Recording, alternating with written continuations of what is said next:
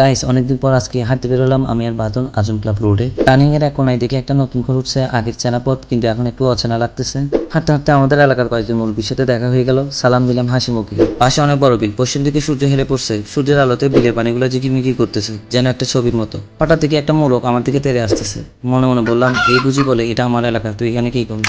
একটা পুকুরের পাশ দিয়ে যাওয়ার সময় দেখি অনেকগুলো বাচ্চা খেলা করতেছে, আমাদের দিকে তাকে হাসতেছিল যেহেতু আমরা ভিডিও করতেছিলাম। এক পাশে দেখি দাদা একটা লাউড স্পিকারে তাদের সাথে প্রেম করতেছে এই মুহূর্তে। আমি মনে মনে হেসে বললাম গ্রামে এখন ওয়াইফাই প্রেম, আবারও ওয়াইফাই গ্রাম। যেতে যেতে সামনে পড়লো একটা মসজিদ, আমরা মসজিদের গেট দিয়ে ভিতরে ঢুকে মসজিদের চারপাশ ঘুরলাম। পাশে কবরস্থানটা এত শান্ত এবং সাজানো, ফুলে ফুলে ভরে। অবশেষে আমরা পৌঁছালাম সে আজম ক্লাব। আজম ক্লাব মোড়ে কিছু দোকানপাট রয়েছে, রাস্তার পাশে একটা সুন্দর বিল্ডিং চোখে পড়লো। বিল্ডিং এর গেটটা অসাধারণ, চারপাশে ফুল গাছে ভর্তি, দেখতে অনেক সুন্দর লাগে। এদিকে দিকে প্রাইমারি স্কুলের মাঠে কিছু ছেলে ফুটবল খেলতেছিল। এরপর এদের পাশ কাটিয়ে চলে গেলাম রাস্তার অন্য একটা পাশে, যেখানে কোনো খাবারই নেই, শুধু বিস্তৃত বিল দেখা যাচ্ছে আর সূর্য একদম ডুবো ডুবো অবস্থায়। মনে হচ্ছিল সময় এখানেই থেমে গেছে।